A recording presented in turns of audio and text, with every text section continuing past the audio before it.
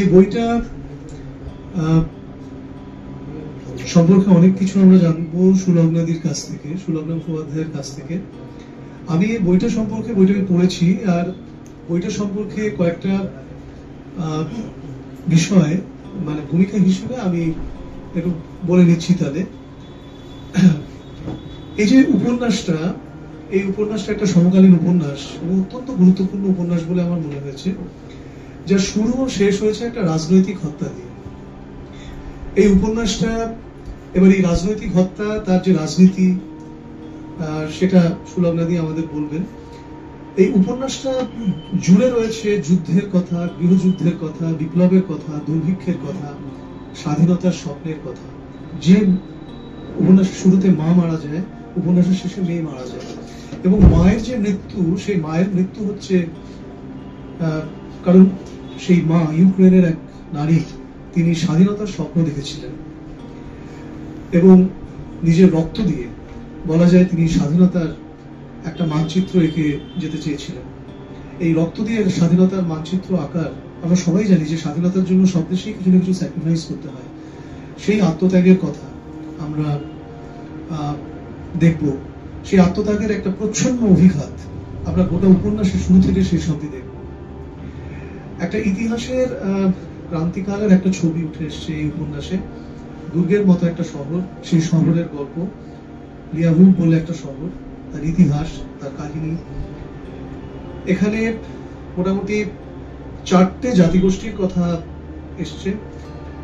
এই শহরটা কখনো সোভিয়েতদের দখলে ছিল, কখনো পোলিশদের দখলে, কখনো ইউক্রেনিয়ানদের দখলে। অ্যাকচুয়ালি এটা ইউক্রেনের একটা শহর, এবং ইউক্রেনের মানুষ, এই শহরের মানুষ ইউক্রেনের স্বাধীনতার স্বপ্নই দেখে।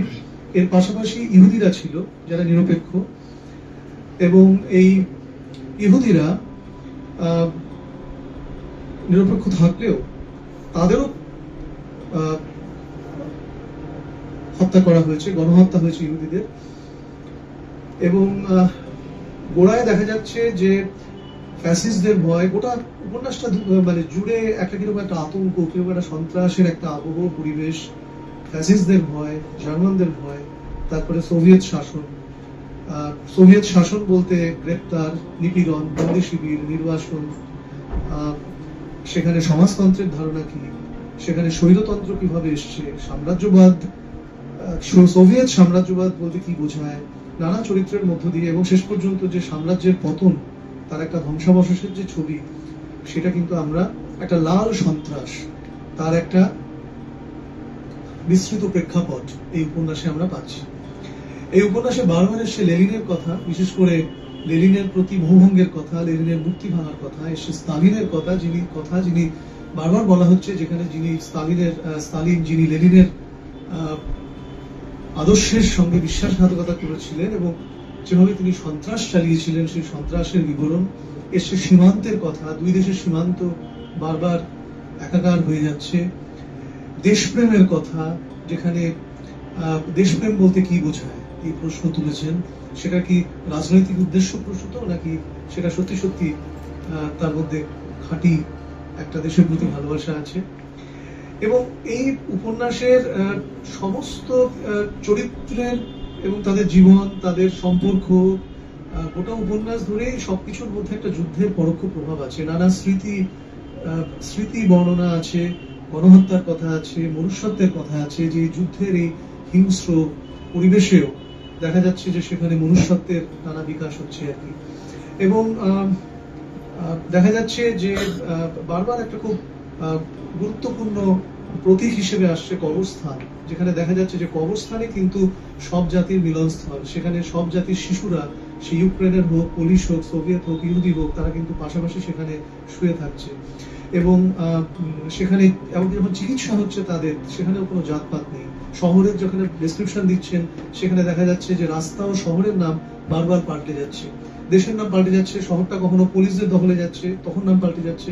সোভিয়েত আমলে একরকম নাম, ইউক্রেনের যখন ইউক্রেনিয়ানদের হাতে যখন যাচ্ছে তখন আরেকটা নাম, বারবার শহরের নাম পাল্টে যাচ্ছে। আমরা আমাদের এখানে সেটা দেখেছি যে মানে একজন মানুষ, তিনি হয়তো তার হয়তো ঠাকুরদা, তিনি হয়তো বাংলাদেশি, তিনি হয়তো ভারতীয় ছিলেন, বাবা হচ্ছে পাকিস্তানি, ছেলে হচ্ছে বাংলাদেশি। তো আমাদের এখানেও দেখেছি, এখানেও তাই, যে হয়তো ঠাকুরদা হচ্ছেন সোভিয়েত, বাবা হচ্ছেন পোলিশ, আর ছেলে হচ্ছে ইউক্রেনিয়ান। সেই জিনিসই এখানে দেখা যাচ্ছে। চেরনোবিলের কথা আমরা জানি, যে চেরনোবিলের কত বড় ঘটনা, যে নিয়ে svetlana alexievich তার একটা বিরাট বড় মেমোরিয়াল আছে, যেটা নোবেল প্রাইজ পাওয়া লেখক। তো মানে পূর্ব ইউরোপ কিভাবে বদলে যাচ্ছে তার একটা ছবি, কত 50 বছরের ছবি, সেটা খুব সুন্দর উঠে এসছে। আরো কিছু কথা বলার আছে, সেটা হচ্ছে এই উপন্যাসটায় নারী চরিত্রগুলোই মুখ্য।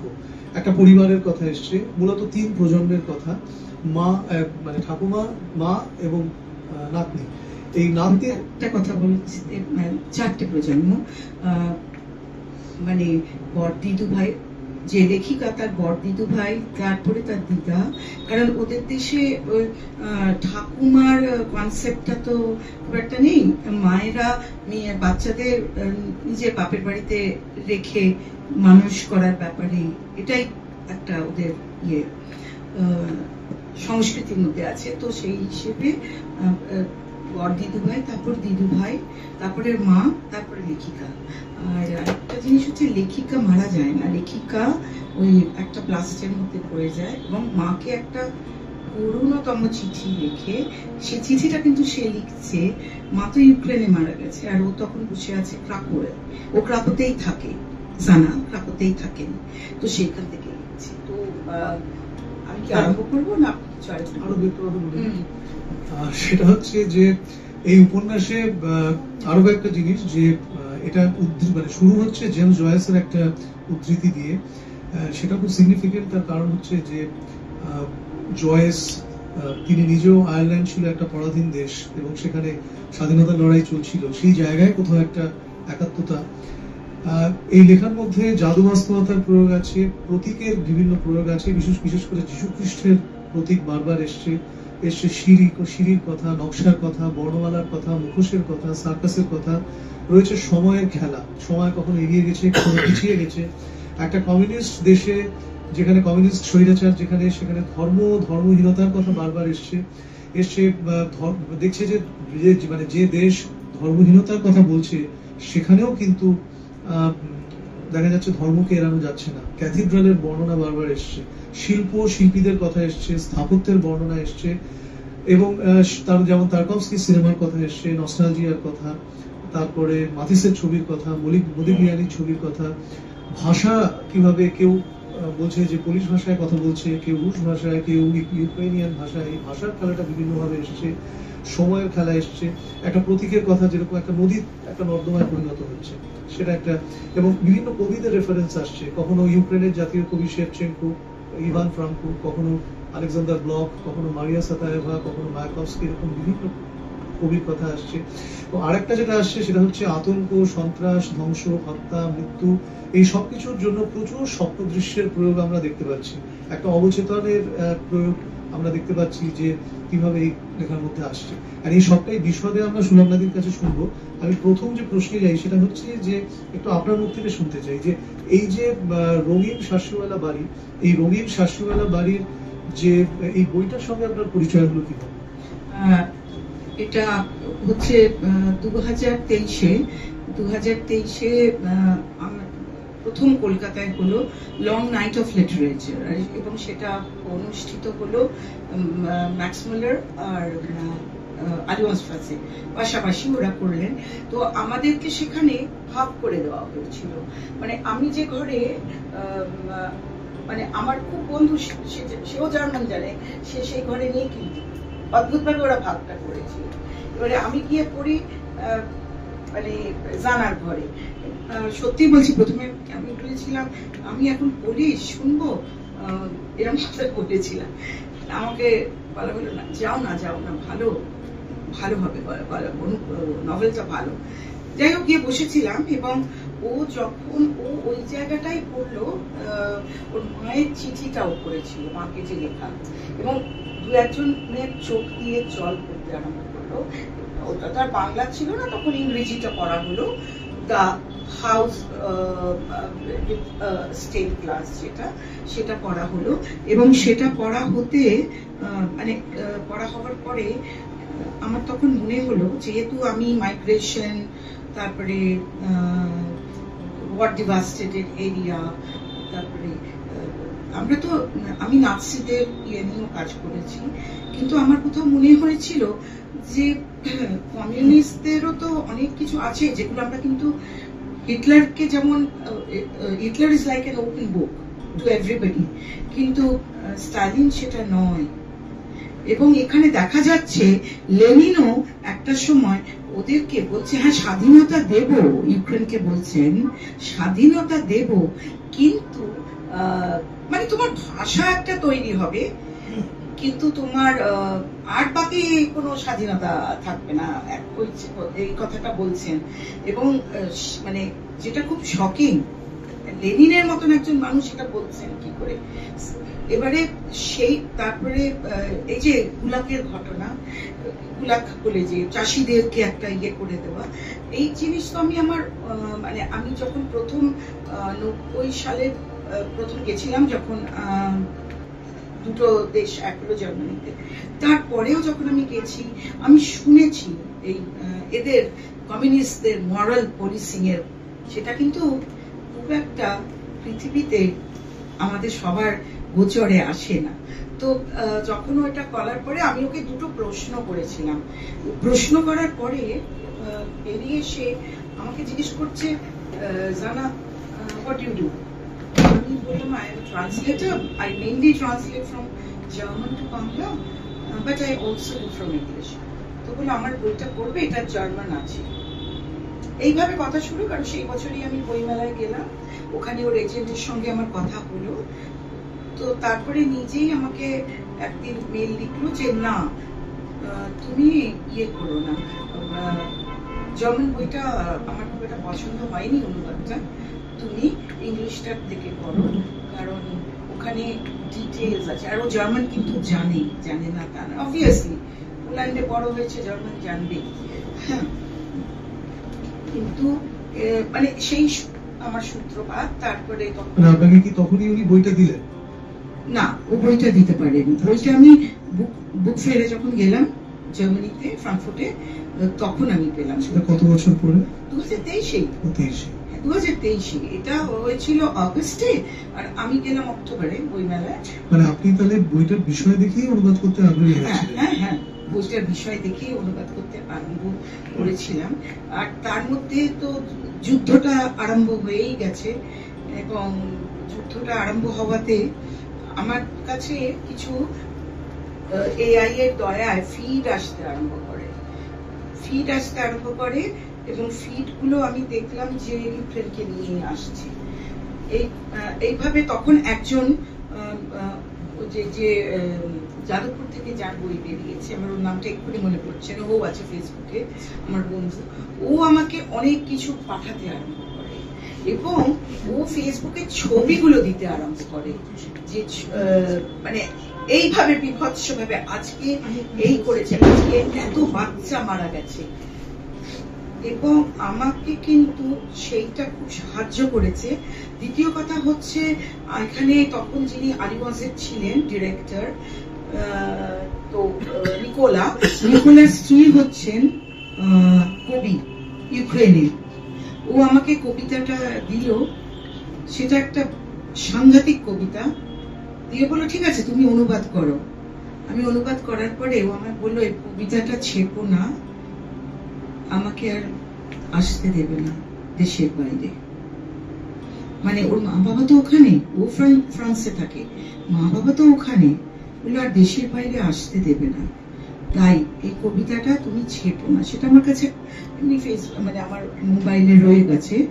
তো মানে সেখানে দেখাচ্ছে দিদিমা যেহেতু মানে কিছু প্রশ্ন তুলেছিলেন রাশিয়ানদের কিছু ব্যাপার নিয়ে, সঙ্গে সঙ্গে দিদিমাকে নিয়ে যায় এনকেভিডির লোকেরা, নিয়ে যায় তাদের অফিসে, নিয়ে গিয়ে সেটা একটা গুদাম ঘর, নিয়ে গিয়ে এই করে আঙুলটা মানে নৃশংসভাবে টেবিলের কোনায় ঠুকতে থাকে যতক্ষণ আঙুলটা আর আঙুল থাকে না, রক্তাক্ত, এবং উনি আর কোনো দিনই লিখতে পারেননি এবং ওনাকে বলতে হয়েছিল আর কোনোদিন প্রশ্ন করব না, লিখবো না।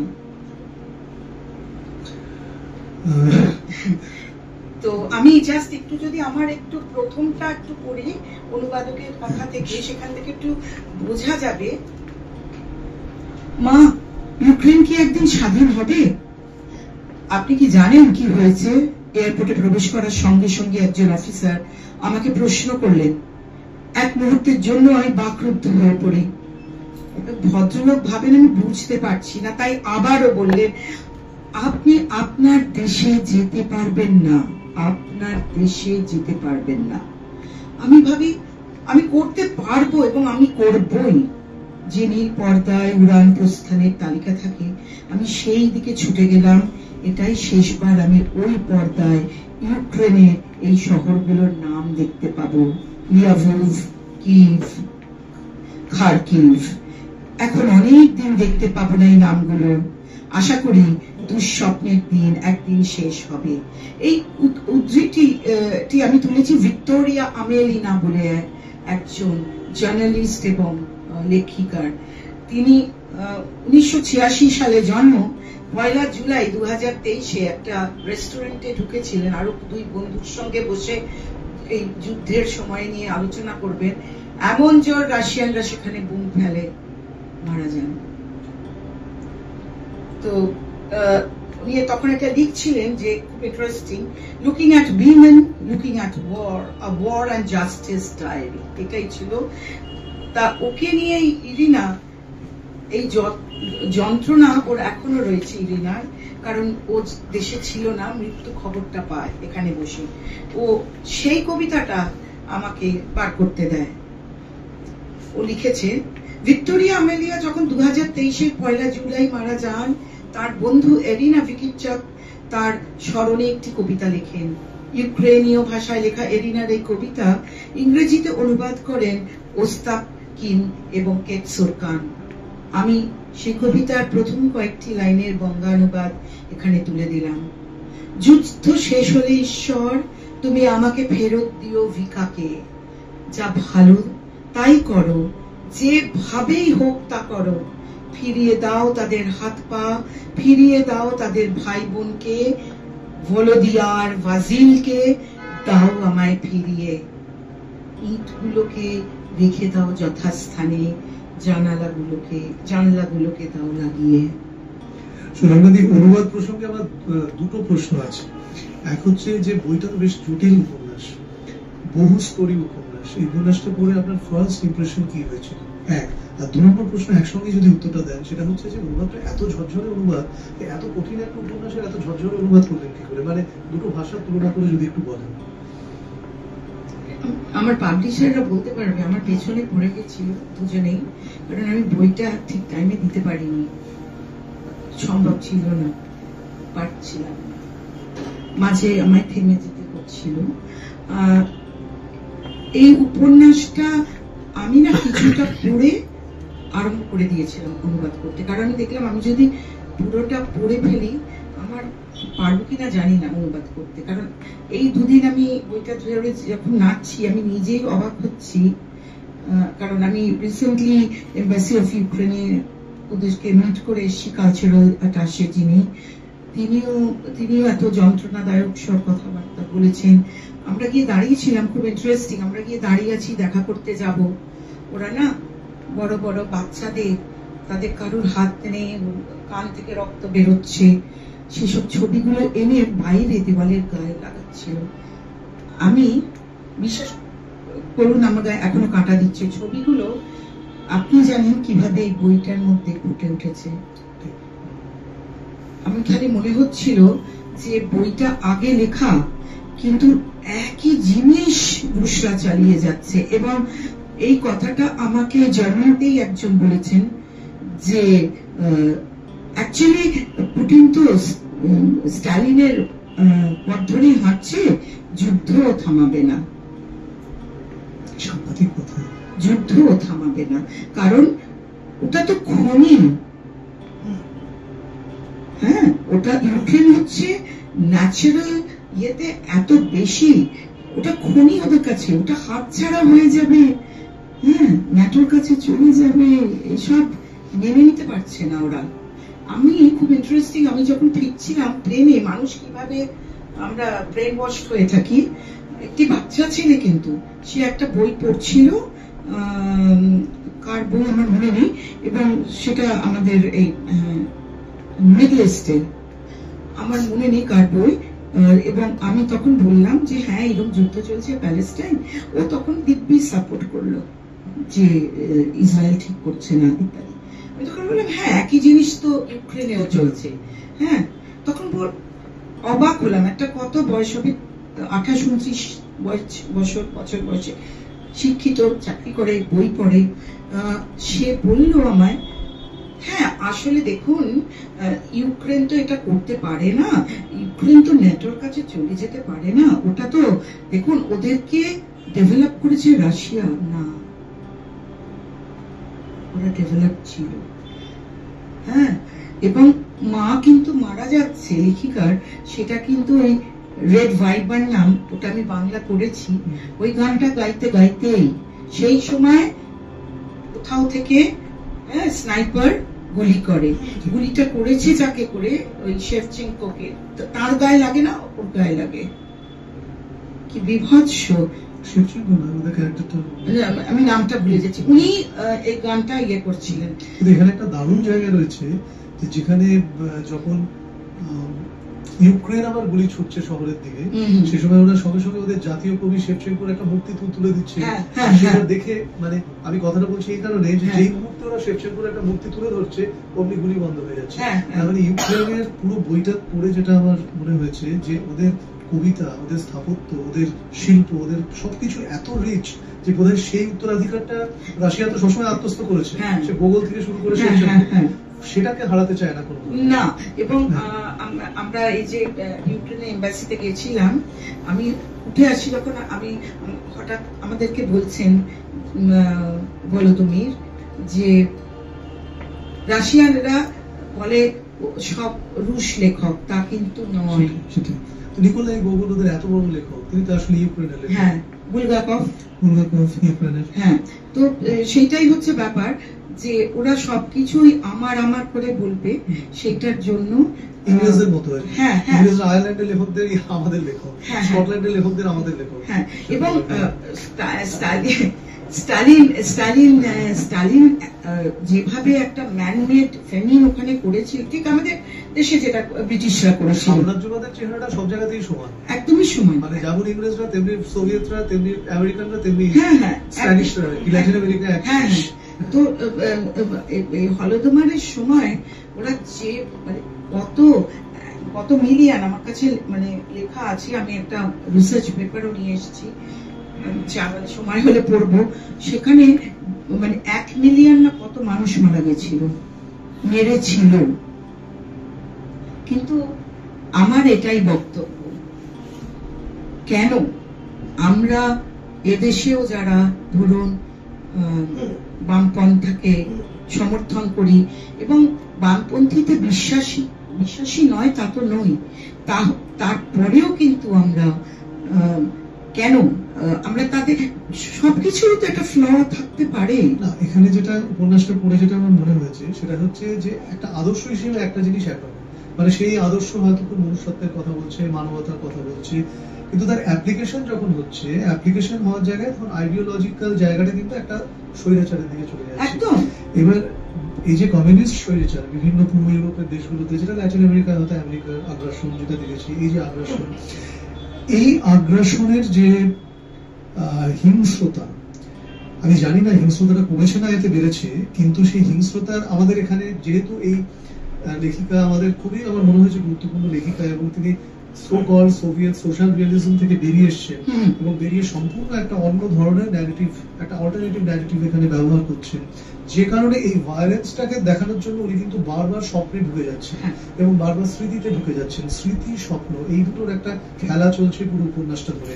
এইটা আপনার কি মনে হয়েছে, মানে এই ব্যাপারে আপনার কি মনে হয়, মানে কিভাবে এই স্বপ্ন এবং স্মৃতির প্রয়োগটা কি ভায়োলেন্সটাকে কমিয়ে দিয়েছে না বাড়িয়ে দিয়েছে, নাকি ভায়োলেন্সের সঠিক ছবিটা আমাদের সামনে তুলে ধরেছে? ভায়োলেন্সের একদম সঠিক ছবি। সেটা কি আমরা ইউক্রেনের ভেতরের খবর তো জানতাম না, সেইটা কিন্তু জানার বই আমাদেরকে, এবং যারা যারা পড়েছেন, আমার বন্ধু আছে সোনালী, ও তো পড়েছে বলেই এসছে আজকে। আমরা কিন্তু জানতাম না যে ওরা কিভাবে এটা করেছে। হ্যাঁ, তো যাই হোক, আমি ওই শেষ চিঠিটা একটু পড়লে বোঝা যাবে যে ও কি বলছে ওর মাকে। ওটার নাম ময়দান। লাস্ট একটা বোটকা গন্ধ আমার মনে হলো, তবে অবশ্য যদি ওই গন্ধকে ওই শব্দে বর্ণনা করা যায়, অযাচিত তীব্র মিষ্টি গন্ধ, একটা ক্ষয়ের চিহ্ন। এই গন্ধটার মধ্যে আমার মনে হলো এক বাক্স আধ পচা আপেল, হয়তো যতটা টক ততটা পচা নয়, অর্থাৎ মাসের পর মাস বন্ধ বাক্সের মধ্যে সেলারে রেখে দিলে যে ধরনের গন্ধ বেরোয়, সেই রকম। আমি দিনের পর দিন কাঁদলাম, তবে আমার চোখে জল ছিল না, আমার নাক থেকে অজরে জল পড়ছিল। আমি আমার এই অবস্থাকে আয়ত্তে আনতে পারছিলাম না। আমি কোনো কিছুর গন্ধ পাচ্ছিলাম না। সিগারেট, আমার প্রিয় পারফিউম, আমার নাকে শুধু ছিল রুশেভস্কি স্ট্রিটে সেই গ্যাসের গন্ধ, যে গ্যাস আমার মুখের ভেতরে ঢুকেছিল। ওই যে ছেলেটা ছিল যার পায়ের কাছে একটা গ্রেনেডের বিস্ফোরণ ঘটল, যার জন্য তার চোখ একদম নষ্ট হয়ে গেল। এরপরে বাকিটা আমি পড়ছি না, আমি চলে যাচ্ছি ওর মাকে যে চিঠিটা লিখছে। আমার হুঁশ ফিরে যখন একটা গুলি এসে লাগে একজন প্যারামেডিকের ব্যাগে, আর সব ওষুধ ছিটকে বাইরে বেরিয়ে আসে। আমার চিরাচরিত একঘেয়ে সাইনাসের রোগ থাকা সত্ত্বেও আমি এই গন্ধটা পাই। আসলে এই গন্ধের সঙ্গে মিশে আছে অসুস্থতা এবং আতঙ্কের গন্ধ। সাইরেনের বিকট কর্কশ আওয়াজ, অনেকটা সেই দিগ্ভ্রান্ত নাবিকরা যে ধরনের সাইরেনের আওয়াজে বিভ্রান্ত হতো, তার সঙ্গে তুলনীয়। কেউ ওই আওয়াজটা বুঝতে পারেনি, তাই মানুষ রাস্তা দিয়ে হেঁটে এগোচ্ছিল। ইনস্টিটিউটস্কা স্ট্রিট থেকে পার্লামেন্টের দিকে আস্তে আস্তে এগোতে থাকি। প্রত্যেকটা রাস্তা নিয়ে কিন্তু এক একটা ইতিহাস গড়ে উঠেছে। মা, এখন তোমার কেমন লাগছে দেখতে যে তুমি ছাড়া এই বিপ্লব ঘটছে? এটার একটা কারণ আছে। ওর মাকে ও আর ওর দিদা পায়ে পড়েছিল, ও পা দুটো জড়িয়ে ধরেছিল। দিদা পুরো নিজের শক্তি দিয়ে তার মেয়েকে আটকাচ্ছিলেন, মারিয়ানাকে, যাতে মানে মিলিটারি এসছে এবং তারা ওই ছাত্ররা যারা আর কি প্রোটেস্ট মার্চে বেরিয়েছে তাদেরকে ধরে নিয়ে যাবে, মারবে। উনি গিয়ে সেখানে দাঁড়িয়েছেন, সেইটা বাধা দেওয়ার চেষ্টা করেছিল এবং তারপরে তো মারা যায়। এবং এই বাধা দেওয়ার চেষ্টা করেছে সেটা আগে, মানে ওইটা ফ্ল্যাশব্যাক। এটা শুরুই হচ্ছে মৃত্যু দিয়ে বইটা। এবং আমি একটু জাস্ট শেষ করছি। তারা তাড়াতাড়ি হেঁটে চলেছে, গায়ে তাদের জড়ানো নীল হলুদ পতাকা,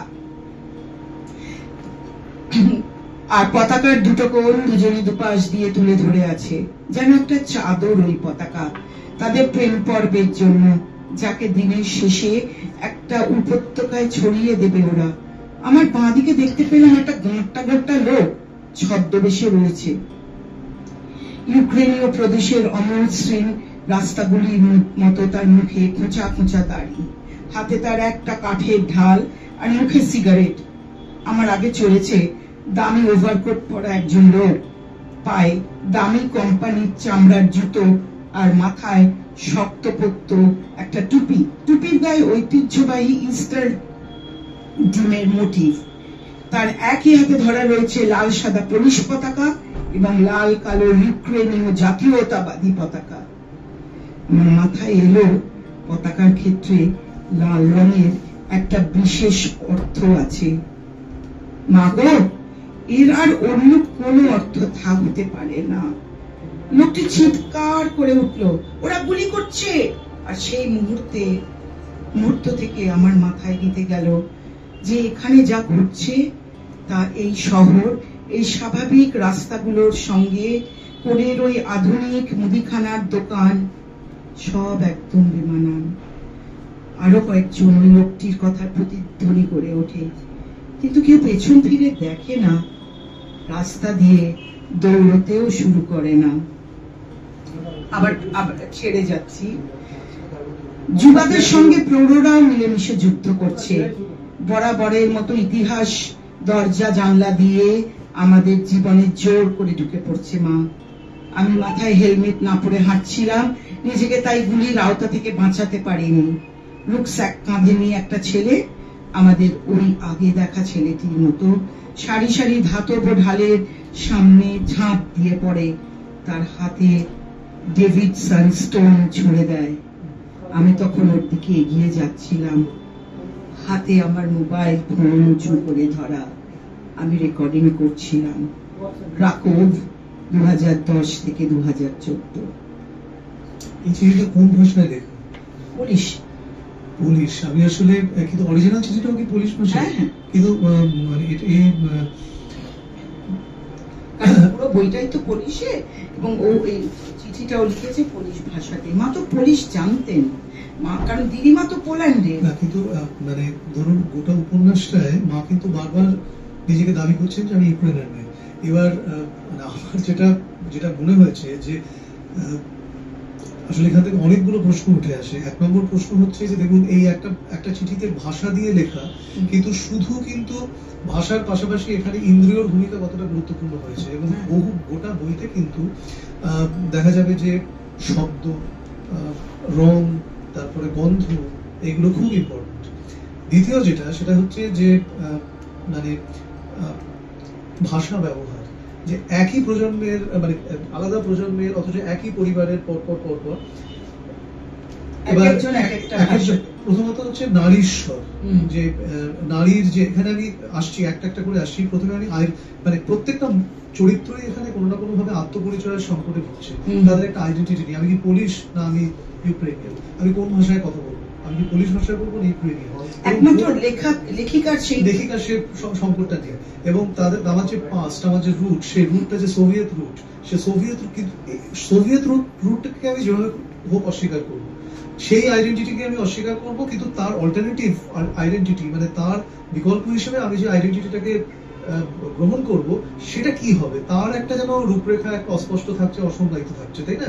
মানে এই আত্মপরিচয়ের যে সংকটের যে জায়গাটা গোটা উপন্যাসে লিখতে লিখতে আপনার কি মনে হয়েছে, মানে আপনার কি প্রতিক্রিয়া হয়েছিল, এবং আমাদের দেশের প্রেক্ষিতে সেটা আপনার কি মনে হয়? আমাদের দেশের প্রেক্ষিতে আমি মানে আমরা তো সবাই, আমাদের তো এখানে এই উপমহাদেশে একটা বিরাট প্রশ্ন হচ্ছে যে সেই একটা ধর্মীয় আইডেন্টিটি বলুন, ভাষার আইডেন্টিটি বলুন, নানা রকম আইডেন্টিটির ক্রাইসিসের মধ্যে দিয়ে আমরা যাচ্ছি। তার সাথে আমরা কোথাও একটা খুব সাহায্য পাচ্ছি না এই পূর্ব ইউরোপের এই যে একটা কি সাংঘাতিক একটা আইডেন্টিটি ক্রাইসিস গোটা নভেল জুড়ে। হ্যাঁ, সেটা তো আছেই। এই ধরনের আইডেন্টিটি ক্রাইসিসটা পুরো নভেলটা জুড়েই আছে। এবং আমি সত্যি বলছি, আমি আমাদের দেশের যে ভাষার আমাদের দেশে তো আইডেন্টিটি ক্রাইসিস আছে বলে আজকে বিভিন্ন জায়গায় মানসিকভাবে একটা একাত্মতা বোধ করছে না। হ্যাঁ, একাত্মতা বোধ করেছি। তার থেকেও আমার মনে হয়েছে যে আমার পূর্বপুরুষরা বাংলাদেশ থেকে চলে আসতে বাধ্য হয়েছিলেন, এবং আমার ঠাকুমার, আমার দাদু একটা দিনও ওই গল্প বলতেন, ওই দেশের কথা বলতেন না। আর আমার ঠাকুমা কিন্তু কিছু কিছু গল্প আমায় বলেছেন। তো সেইখানে যখন অনুবাদটা করছি, আমার কোথায় কোথায় যেন মনে হতো যে এই যে ওর আবার কাছ থেকে মানে পুরনো গল্পগুলো শুনছে, এবং সেখানে প্রত্যেকটাতেই কিন্তু রুশ অত্যাচারের কথা শুনছে।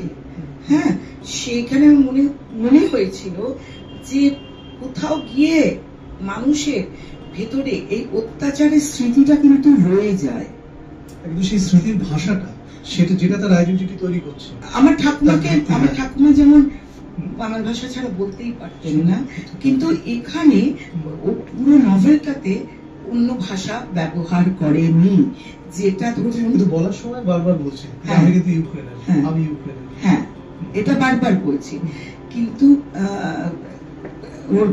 ও তো ইউক্রেনের ভাষায় লিখতেই পারতো, কারণ ও ফ্লুয়েন্ট ইউক্রেনের ভাষায়, ও সেখানে যায়। হ্যাঁ, ও দেশে এটা ওরই বাড়ির, এটা ওদের এইটাই ওর বাড়ির জানলার ছবি। সেই জন্য আমি চেয়েছিলাম এই ছবিটাকে, অরিজিনাল ছবিটাকে রেখে দিতে। কাজে ও ভাষাটা জানে বলেই যায়, কারণ একদম শেষে সেই মনে আছে যে ওর মা যে বাড়িতে যেতেন সেই বাড়িতে ও গেল দেখা করতে, সে এক আন্টির বাড়ি, সেখানে কি ভাষা বলছে, ইউক্রেনের ভাষাই তো বলছে, এবং সত্যিও গেছিল। ও তখন পোল্যান্ড থেকে এসে গেছিল দেখা করতে। আমি জিজ্ঞেস করেছিলাম তখন ওকে। সেটা যদি নাও বলে থাকে, কিন্তু গোটা উপন্যাসটা ধরে একটা এই প্রশ্নটা যে এই ব্যাপারটা কিন্তু চোরা স্রোতের মতো, যে আমি রুশ বলবো না পোলিশ বলবো না ইউক্রেনিয়ান বলবো, এই ব্যাপারটা কিন্তু চলছে। হ্যাঁ, সবসময় চলছে। মানে কোনটা আমার ভাষা, কোনটা আমি কোন ভাষাটাকে আমি গ্রহণ করবো এবং কোন ভাষাটাকে আমি প্রয়োগ করবো জীবনে। হ্যাঁ, এবং মানে আমি ইয়েতে বলছি, এই যে ইরিনা, ও কিন্তু রিকেটচার, ওর যে জানারও বন্ধু, কিন্তু মানে ঘটনা চক্রে পরে জানতে পারে যে ইরিনার সঙ্গে ওখানেই দেখা হয় ইউক্রেনে। তখন বলেছিল যে আমার বইটা তোমার, তুমি যে কলকাতায় আছো ওইখান থেকে এক ভদ্রমহিলা করছেন। তারপরে আমার ম্যাক্সমুলারই আলাপ করিয়ে দেয়। ইরিনা আমাকে বলেছে যে আমাদের রুশ শিখতে হয়েছে, কিন্তু আমরা কেউ ওই ভাষায় কথা বলি না। আমাদের যেরকম ইংরেজি শিখতে হয়েছে, সেরকম অনেকটা সাম্রাজ্যবাদের ভাষা। হ্যাঁ, আচ্ছা, জোর করে হিন্দিও শিখতে হচ্ছে। আচ্ছা, আরেকটা কথা বলি যে এরপরে আমরা জেন্ডারের প্রশ্নে আসি, যে এই বইটা, এটা তো একটা নারী জেন্ডারই একটা ব্যাপার, মানে বইটা দাঁড়িয়ে আছে একটা মানে জেন্ডার আইডেন্টিটির উপরে। পুরো বইটা ধরে প্রথম থেকে শেষ অবধি একের পর এক নারী চরিত্র আসে, তাদের এক এক রকম জীবন, কিন্তু একটা সাধারণ যে ব্যাপার সেটা হচ্ছে যে এমন একটা সমাজের ছবি উঠে আসছে যেখানে কিন্তু সাংঘাতিক রকমের মেল ডমিনেশন আছে, এবং সেই ডমিনেশনটাকে অস্বীকার করার মতো নারীও আছে এবং সেই স্বরও আছে। তার মধ্য দিয়ে সেই প্রতিরোধ এবং বিদ্রোহ উঠে আসছে। একজন নিজে নারী হিসেবে আপনার কি মনে হয়েছে, মানে সেই শটটার সঙ্গে আপনি কতটা একাত্মতা বোধ করেছেন এবং কেন? আমি প্রচন্ড একটা জিনিস হয়েছে, এটা অনুবাদ করতে গিয়ে আমি দেখেছি, অনুবাদ করতে গিয়ে একটা জিনিস দেখেছি যে ওই কোথাও কোথাও এই আমাদের সমাজের সঙ্গে ওদের পুরুষদের সাংঘাতিক চরিত্র, যতদিন ছিল একরকম, যে জার্মানিতে চলে গেল। মানে একটু ছোট করে বলেনি, ওর বড়দিদু ভাই, তিনি একটি 18-19 বছরের ছেলেকে, তখন তো রাশিয়ানরা এদের ফার্স্ট ওয়ার্ল্ড ওয়ারের পর ধরে এদেরকে পুড়ে দিচ্ছে জেলে, প্রিজনার অফ ওয়ার। ওই ভদ্রমহিলা ওকে বাঁচালেন, ওনার প্রতি মায়া পড়ে গেল।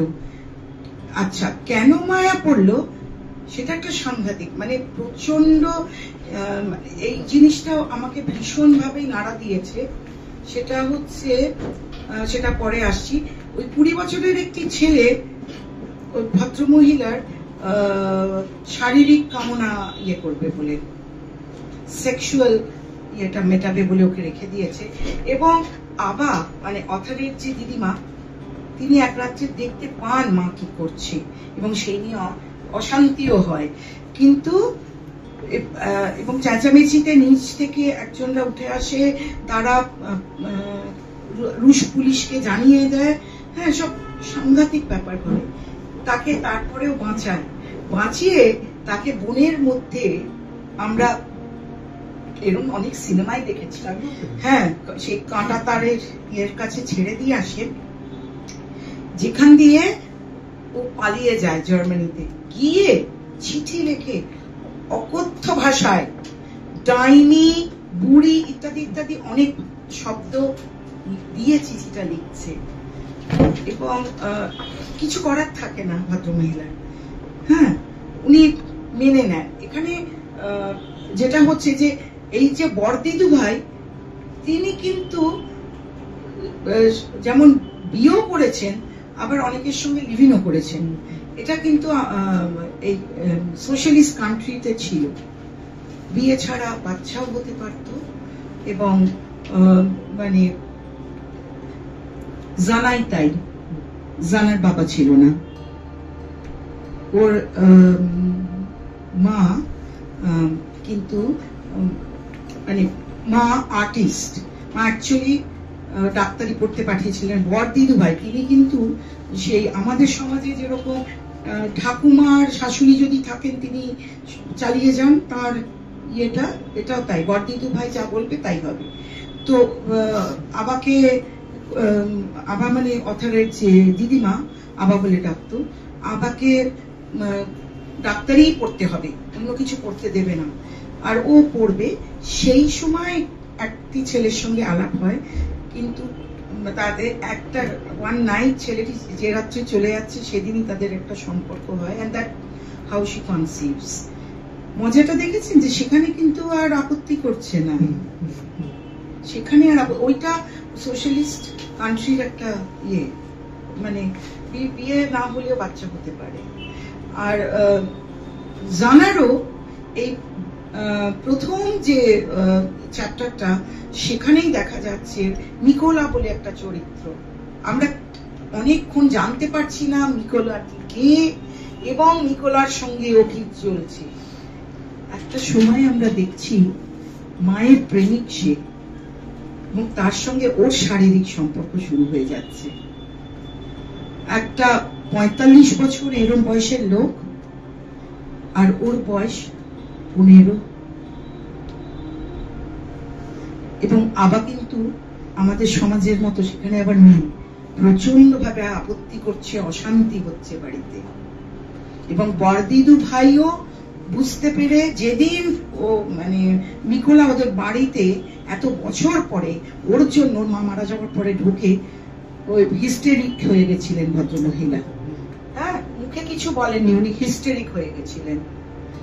এবং সেদিন আবা বুঝতে পারেনি, ও ভাবছে ও তো এসছে, ও তো আর্ট নিয়ে কথা বলতে, আবার নিজে আঁকে, সেই সব নিয়ে এতটাই নিকোলা লোকটা এতটাই কি বলবো চালাক না কি ধূর্ত, ও কিন্তু মানে হিপনোটাইজারই তো। কারণ মনে আছে ওপেন জায়গাটায় ওর এক্সিবিশন হচ্ছে, সেই প্রথম আমাদের অথর জানতে পারে যে হি ইজ ম্যারিড।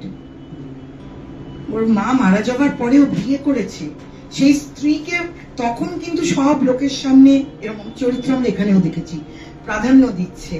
তার আগেও তো হয়েছে, যেখানে নিজে যাকে ভালোবাসতো তার সাথে তাকে জামাই করে নিয়ে এলো। হ্যাঁ, এটা তো ওদের আগের প্রজন্মেও হয়েছে, আগের প্রজন্মেই তো হয়েছে, জামাই করে নিয়ে এলো, নিজে আসলে তার সঙ্গে প্রেম করছে।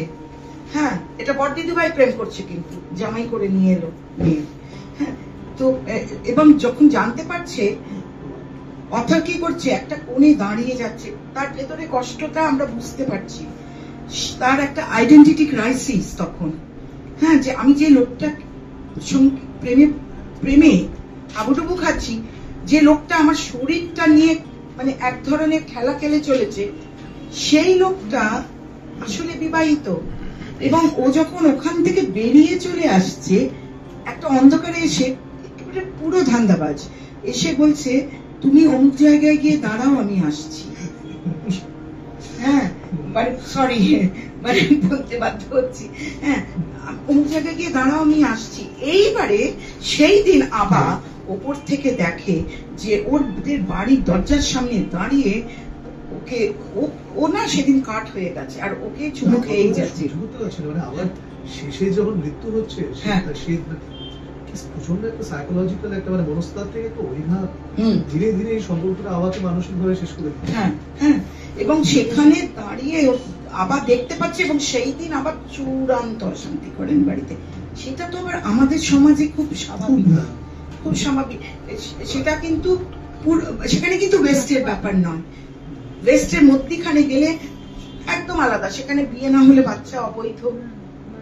কাজেই সোশ্যালিস্টিকের এই ব্যাপারটা আমার খুবই ভালো লেগেছে। কারণ আমার ওই বইটা তো আপনি পড়েছেন, সবুজ সীমানা। হ্যাঁ, ওখানে আমি জানি না পড়েছেন কিনা, ওখানে কিন্তু সবুজ সীমানাতে এডিটার বিয়েটা হচ্ছে না, মেয়েটা হচ্ছে, কারণ ওরা সোশ্যালিস্ট জিডিআর এ থাকে, সেখানেও মরাল পুলিশিং, যে এবং টোমাস সেটা মেনে নিতে পারে না, এক রাত্রিরে পালিয়ে যায় বার্লিনের ওয়েস্টে, ট্রেনে করে পালিয়ে যেতে বাধ্য হয়। আর দু তিনটে প্রশ্ন করে এবার আমরা করি, সেটা হচ্ছে যে জেন্ডারের প্রশ্নটা গেল, এবার আরেকটা হচ্ছে যে পুরো বই জুড়ে সাংঘাতিক রকমের যে বিষয়টা এসছে ঘুরে ফিরে, সেটা হচ্ছে রিলিজিয়ান, ধর্ম। যে মানে এটার মধ্যে একটা মজাও আছে, আমার ভীষণ একটা ব্যাপারটার মধ্যে কৌতুক আছে মনে হয়েছে, যে সোশ্যালিস্ট কান্ট্রি ভীষণ ভাবে ধর্মকে অস্বীকার করতে চায়, খ্রিস্টকে অস্বীকার করতে চায়, সেই সোশ্যালিস্ট কান্ট্রিতে মানুষের মনের মধ্যে তার সাবকনসিয়াস অবচেতনায় কিভাবে চোরাস্রোতের মতো ধর্মীয় চেতনা বয়ে যাচ্ছে, কিভাবে যে কারণে লেখিকা কিন্তু বারবার এই উপন্যাসে খ্রিস্টকে একটা প্রতীক, মানে ওই যেটা আপনি লিখেছেন যে বেদনা হতো ব্যথাবিদ্ধ যে খ্রিস্ট, যে তার ইমেজারি, তার সিম্বলকে কিভাবে ব্যবহার করছে, মানে একটা নিপীড়িত, বিপর্যস্ত, একটা পরাভূত একটা জাত যে বারবার মার খাচ্ছে, বারবার নিগৃহীত হচ্ছে, অত্যাচারিত হচ্ছে, তার প্রতীক হিসেবে কিভাবে খ্রিস্টকে আনছে, অর্থাৎ ধর্মীয় চেতনা কিন্তু একটা ধর্মহীন রাষ্ট্রে কিভাবে বারবার এসে যাচ্ছে, এইটা আপনার কি মনে হচ্ছে? আপনি তো গিয়েছেন বহুবার পূর্ব ইউরোপ গেছেন। আমি এটা বলি, এটা আমি প্রথম জানতে পেরেছিলাম যখন মানে দুটো জার্মানি এক হলো, আমি গেছিলাম যখন, যাওয়ার পরে আমি দেখেছিলাম, আমার এক বন্ধু ও বলেছিল আমাদের সময় কোন চার্চগুলো রয়েছে, চার্চে যাওয়ার নিয়ম ছিল না। হ্যাঁ, চার্চে যাওয়ার নিয়ম ছিল না, সেটা এখানেও বলছে। হ্যাঁ, এখানেও বলছে।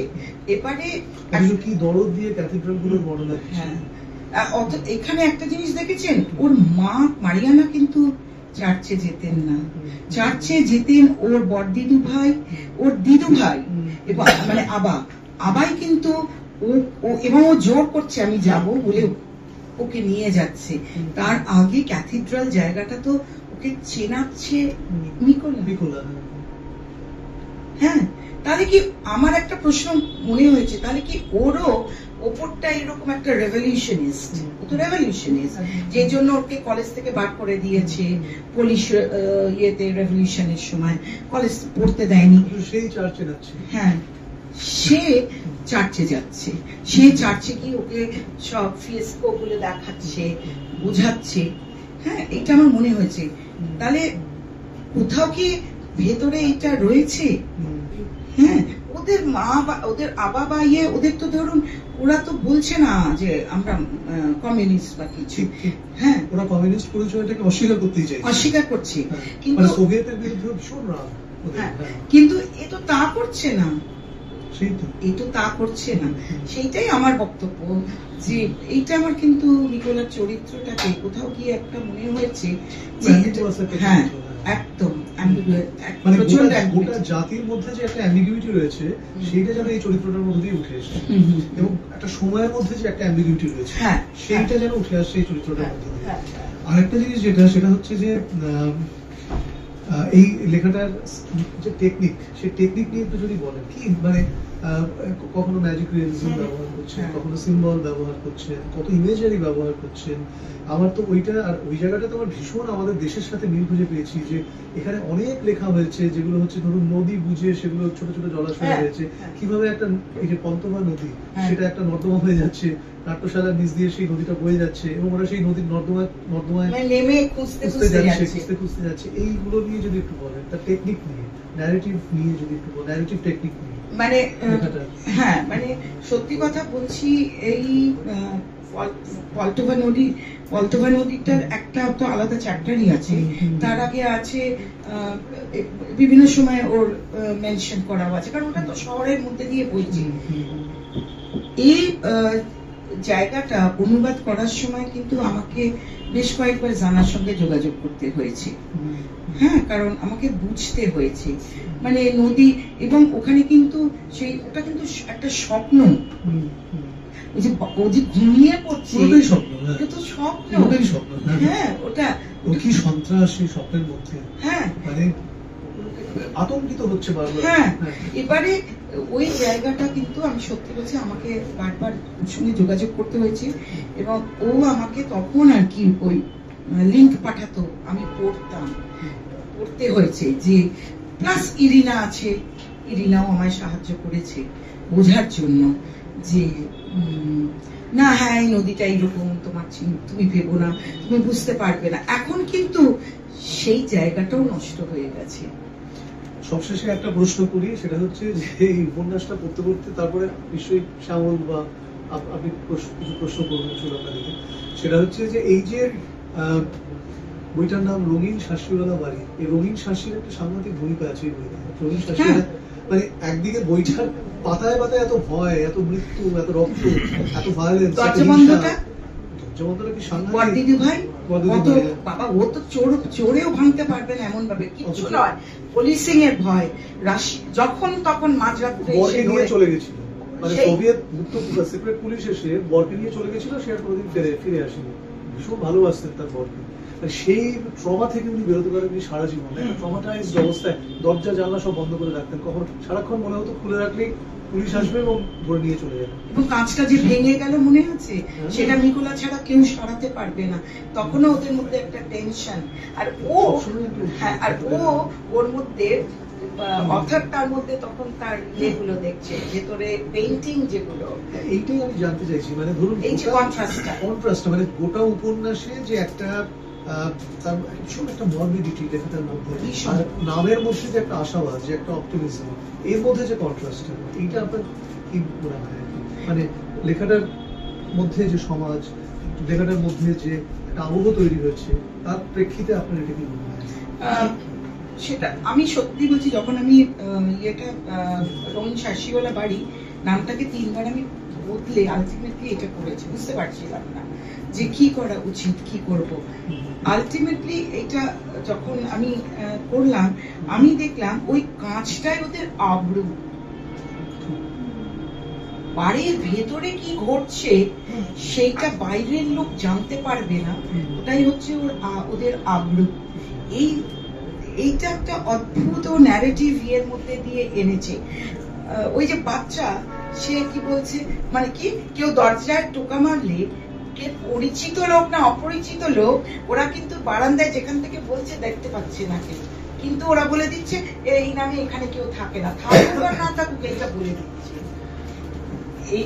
এবং আপনি বলুন ওই বাড়ির ওই কাঁচের ওই জায়গাটা, ওই চত্বরটা যে পরিষ্কার করছে, ওই যে অন্য ভদ্র মহিলা, নামটা আমার এখন মনে নেই, লুবা, হ্যাঁ, তার সঙ্গে এদের সম্পর্ক। এবং লুবার চরিত্রটা কিন্তু প্রথমেই আসছে মা চলে যাবার পরে, হ্যাঁ, এবং মা চলে যাবার পরে ওর যে প্রোটেস্ট, আমি যাব না মায়ের কবরে, হ্যাঁ, এটা আড়াল করার চেষ্টা, সেটা যেন কোথাও গিয়ে নানাভাবে সেটা নিজেকে উন্মোচিত করে দিচ্ছে। আচ্ছা, ওইটা মনে হ্যাঁ, ওইটা ওই যে টেবিলের মধ্যে মাকে এনে যখন রাখলো, মায়ের দেহটা চারিদিকে মুখ, ওখানটা কিন্তু আমার অনুবাদ করতে গিয়ে এটা তুমি ইডিয়েট পড়েছো তো, দস্তয়েভস্কির ইডিয়েট, যখন এই ইডিয়েটে নাস্তাশিয়া ফিলিপোভনার বডিটা যখন রাখা হয়েছে, তখন ওই যে মোমবাতিগুলো যেভাবে জ্বালিয়ে দেওয়া হয়েছে, এখানেও ঠিক সেটা, সেইভাবে এসছে। হ্যাঁ, এবং বাচ্চা মেয়ে সে দেখছে চারিপাশে এরকম মোম জ্বলছে, মোম গলে গলে পড়ছে, ওর মা আমাকে শুয়ে আছে। মৃত্যুটা কি কতভাবে যে মৃত্যুকে দেখা হয়েছে মানে এই বইতে, মানে মৃত্যু মানে জীবনের সাথে, সমাজের সাথে যেন ওতপ্রোতভাবে জড়িয়ে আছে। মৃত্যুকে বাদ দিয়ে ওরা বাঁচতেই পারে না, ভাবতেই পারে না। আর সেই জন্যই আমি কিন্তু, এবং যখন আমি বইটা আরম্ভ করেছি, ওই বছরই তো যুদ্ধটাও আরম্ভ হয়েছে। আমি ভেবেছিলাম যে কদিন পরে করব, কিন্তু তা বললাম না, আমি অন্য একটা বই করছিলাম, সেটাও এখনই শেষ করে। সেটা কিন্তু যুগোস্লাভিয়ার ওয়ার, যুদ্ধ, হ্যাঁ, যুগোস্লাভিয়া ভেঙে যাচ্ছে, হ্যাঁ, সেইটা, ওটা সুইস একজন লেখিকার লেখা, তাদেরও একই গল্প পাড়িয়ে আসতে হয়েছিল। আগে মা বাবা চলে